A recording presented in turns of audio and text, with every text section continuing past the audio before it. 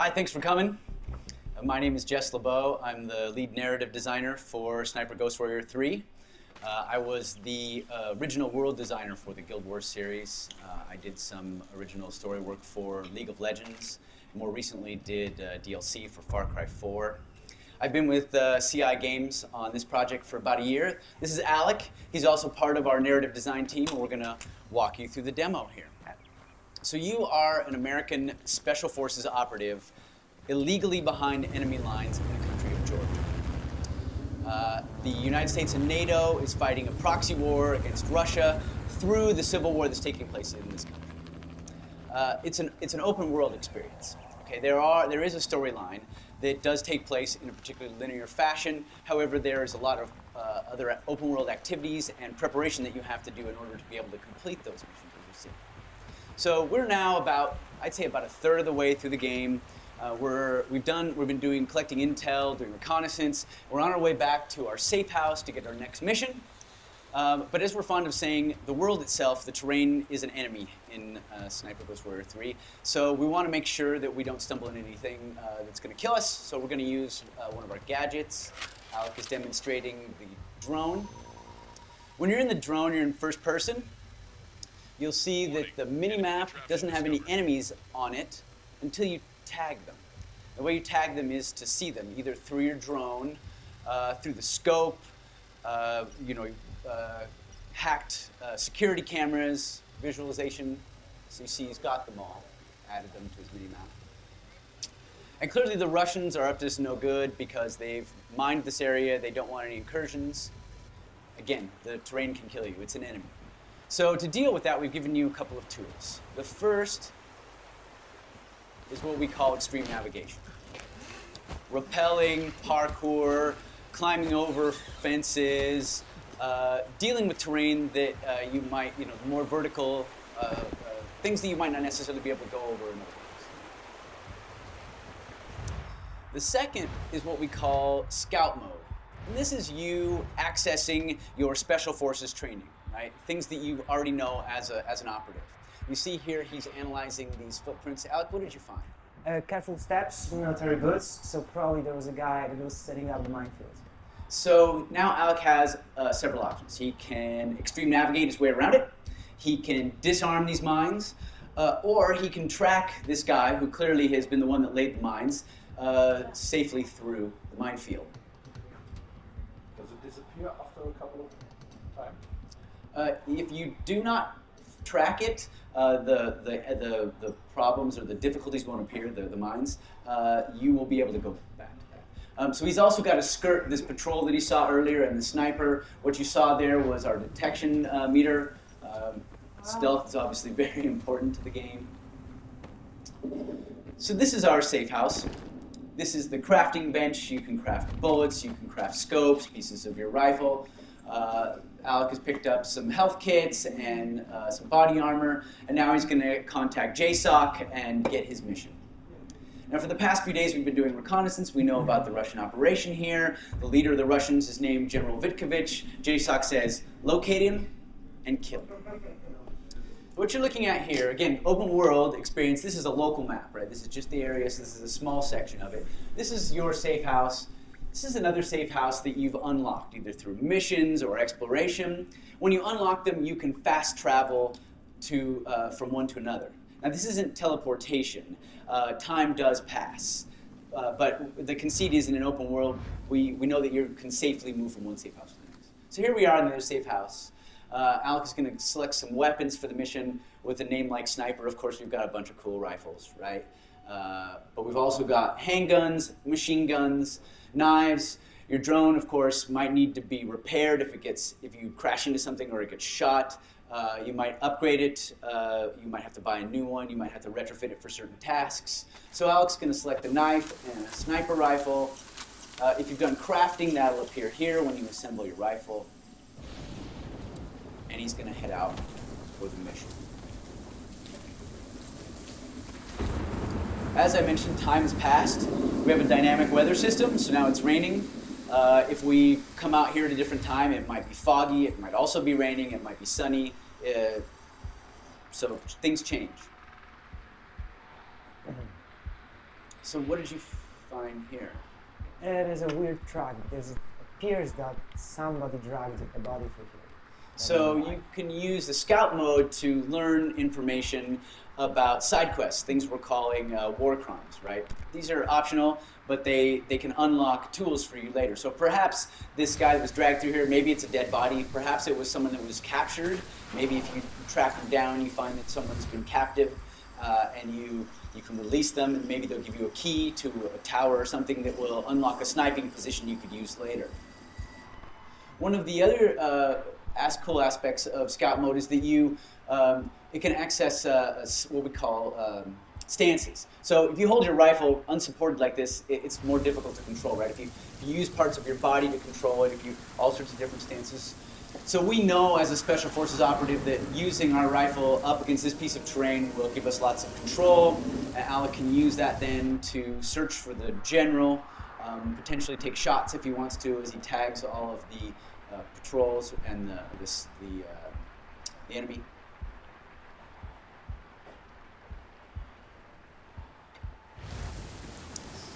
Doesn't look like the general is here. So we're going to have to go deeper into their facility. What you see here is a server location that we tagged earlier in other reconnaissance. So what we're going to try and do is sneak into the center of their camp, their base, and we're going to hack into their servers, use their own security cameras to see if we can't locate the general. The game is never going to tell you where your enemy is. You have to do your own reconnaissance, right? This is about you being a lone guy behind enemy lines. Survival. So you can't kill somebody if you don't know where they are. So you see Alec is being very careful as he moves through here because, again, the terrain is an enemy. He's watching for enemy patrols through here. The most direct route to that server is probably down this road. But it looks like, is that 3? Looks like 3 snipers are covering this area.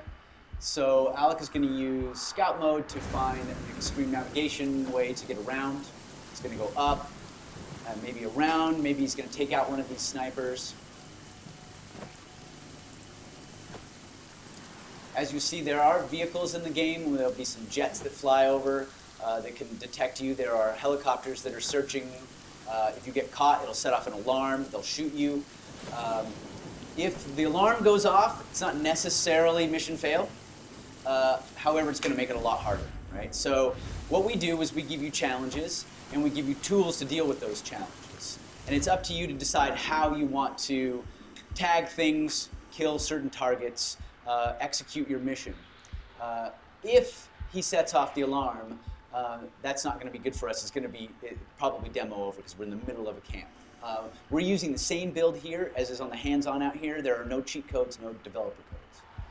What did you find here? It's a single trail. It's a sniper probably. So if he's alone, his position is booby-trapped. So usually these guys work, sometimes they work in pairs, a spotter and a sniper. The spotter will also do what they call sniper security, make sure that no one sneaks up on the pair of them while they're doing their work.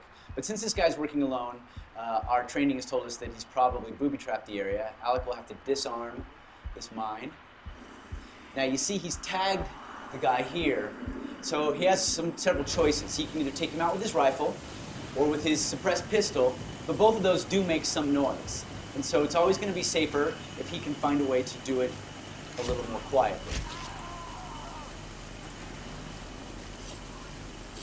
No. See, I almost got caught. Right? So now Alec has taken out one of these snipers and has opened up a corridor for him to potentially move through. Now, realism is very important to us. So you're never going to see a guard come out, put his rifle against the wall, light a cigarette. I hope nobody shoots me in the back of the head.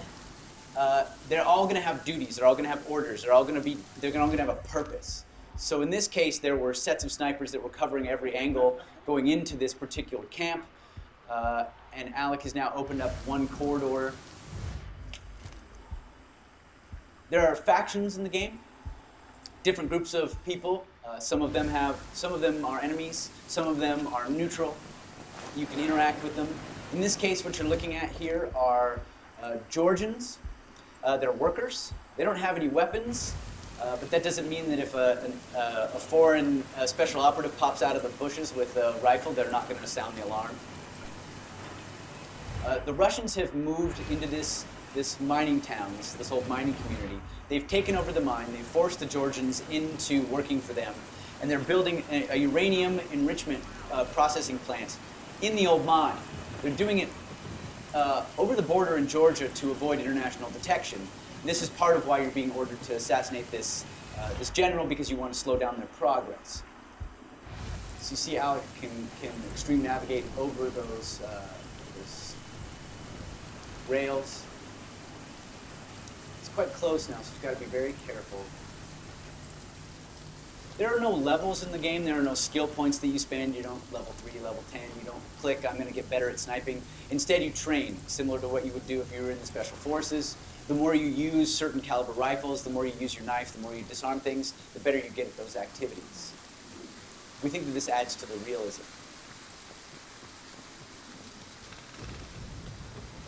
So Alec has now made it to the center of the camp here. He's overlooking the server location that we discovered earlier. So he's going to go through here and tag all the sentries, making sure that they're added to the mini-map so he doesn't get snuck up on. And then he's going to use his drone to try and sneak in there and hack the servers. Drone, like the player, can set off an alarm, it can get shot, and it's got a, obviously it flies, so it's got some advantages, but this guy up on the roof makes it difficult. It'll get spotted. So Alec is going to have to take him out. So let me explain to you our sniping system. This is your rangefinder. He's about 100 meters away, a little over 100 meters. This is the air temperature. This will affect the flight of your bullet. This is the wind, obviously affect the flight of your bullet. This is the humidity. It will also affect the flight of your bullet. And this is the magnification. This will change based on what you've crafted for your scope. So Alec, tell us about the scope. Okay, so as you can see, right now it's a little bit oversensitive. I need to stabilize it. So what I can do is to enter a stance called bottleneck. So I'm stabilizing my rifle on my arm, and which gives me much more accuracy. As just said, this guy is around 100 meters, so I'm going to calibrate my scope to 100 meters. And as you can see, there is a little red dot that appeared on the limit meter. And this is how far your bullet is going to drift based on the conditions. So Alec is going to breathe out. One shot, one kill. So now he's got a corridor that he can use for his drone, but of course he doesn't want to just stand there like a dummy on the edge of the cliff with his control, so he's going to back up into cover so that he doesn't get spotted by a patrol or a passing helicopter. It's a hard part, so I need to stand up. Yeah. So the drone flies similar to a regular drone, right? It can drift around, you can hit things and damage it. It's quite fun, but a little bit difficult. He's got to avoid the patrol route for the helicopter. You can see there's intel that the drone can pick up for you. He's going to try and go over the top and in through the window so that he's got a straight shot down from the balcony. Movement detected.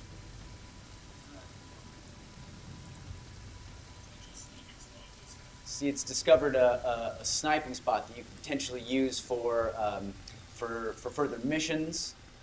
This is you basically knowing what vantage points would be good to use. But again, you don't have to use the sniping locations. It's up to you how you execute your mission. Alec hasn't had his vodka today, so his driving is a little impaired. I'm there. So now he's in the center here. He's got a pretty good vantage point. It's pretty close now, but he still has to watch out for these patrols. And I need to aim into this little smaller bunker. This is what I call my Luke Skywalker moment. Movement detected. Oh, come on. No. That's so right. Movement detected.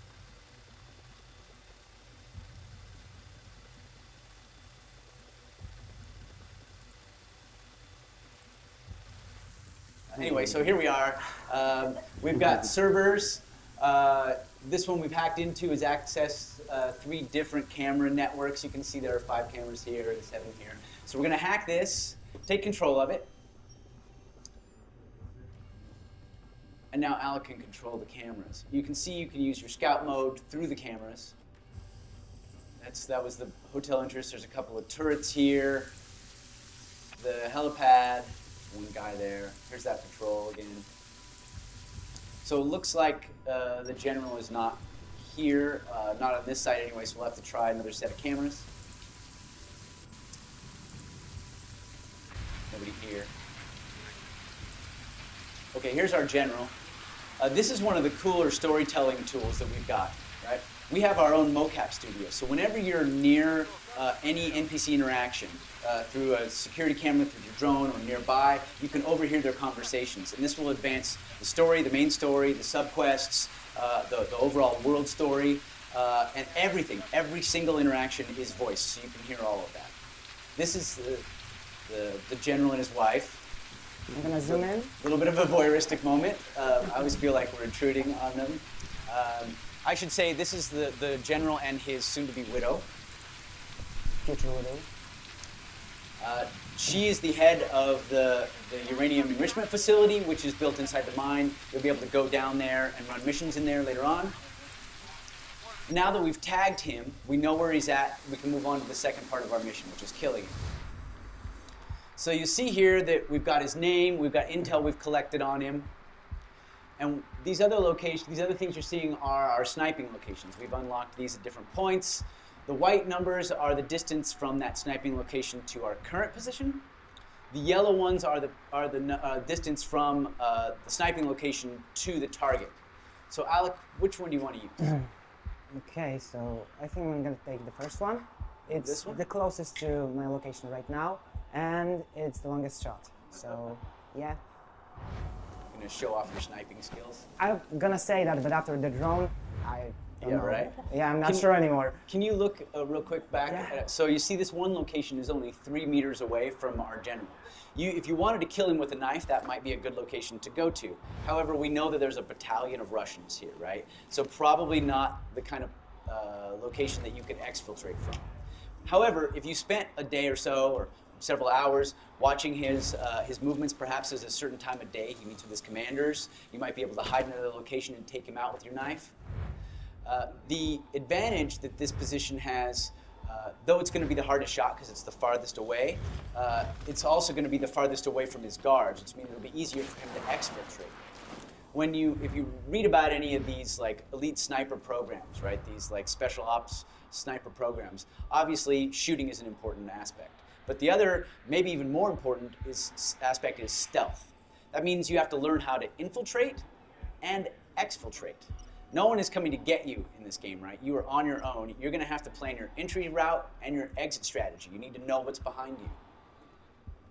So Alec has left the facility and has to enter the perimeter again because his vantage point was kind of on the outside of the perimeter. So he's sneaking back in. And he's going to move his way to the sniping location here.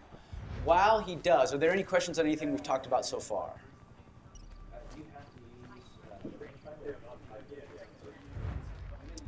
Using what? You can calculate however you'd like, yes. We're trying to make it as accurate as possible. So if you are a trained sniper, well, we do have we have an ex-sniper on our staff who is advising us on all of these things. Any other questions? Do you have to use those set sniping points to take out the target, or could you shoot them from anywhere? It's all up to you. Again, it's challenges and tools, right? So these are things from your training that you think these would be good vantage points, and there are advantages to it because you know when you're selecting them how far they are from your target, but it's really up to you. Are there any kind of achievements in the game depending on how you play, what kind of spots you're using, some kind of that? Yeah, of course, yeah. I mean, your longest shot and all that stuff, we're going to do achievements for you. I mean, of course you want to know how far and what the most wind, what the worst conditions were that you shot in, all that stuff. Are you rewarded in any way for taking the target out with a knife up close, for doing it close? Well, the more you use it, the better you'll get at it. But it's really about your play style, right? We want you to be able to play the game however you want. This is not a run and gun shooter, right? This is really tactical, and so we're not going to tell you the best way to do it, right? We're not going to tell you you have to do it the way we want you to do it. Instead, what we're doing is we're setting up scenarios that we think would be realistic, and then we say, okay, here are your tools, go get them. And obviously we want to make it fun, so there are going to be some things in reality that are maybe not in the game because that would just be too hardcore, but realism is very important for us. So we're getting close to our location here. What are you learning here? So this is a set of 2 tracks, so probably there's a sniper and a spotter. So no lines, but 2 enemies. So he's going to have to take out one very quietly so that the other doesn't hear it, otherwise he'll raise the alarm. And at this point, if the alarm is raised, we're super deep inside the Russian camp. Odds of us getting out after killing the target really low. You see he dropped a machine gun. You have to prep for these missions, right? You can't carry every weapon you pick up, right? So you pick them up for crafting and such. He's in my spot.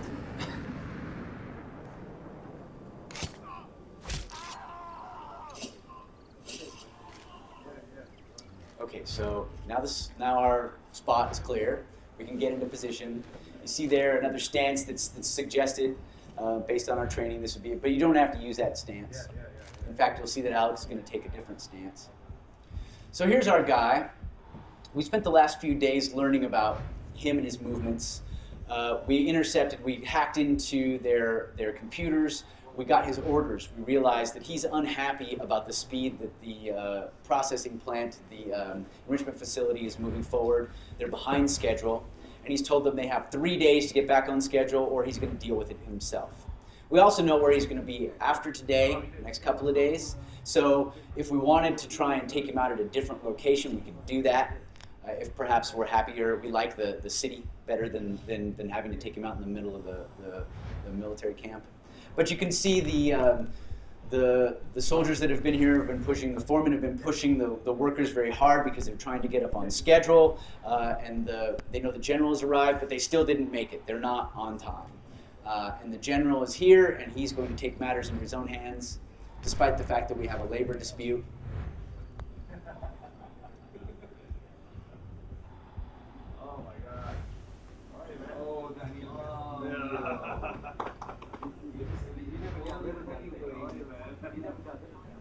There's only one way to deal with something in the Russian military, apparently. So he's not a very nice guy, so we're going to go ahead and kill him. Another shot, another kill. Now the alarm has been sounded, and Alec needs to exfiltrate. He's going to go run and get the machine gun.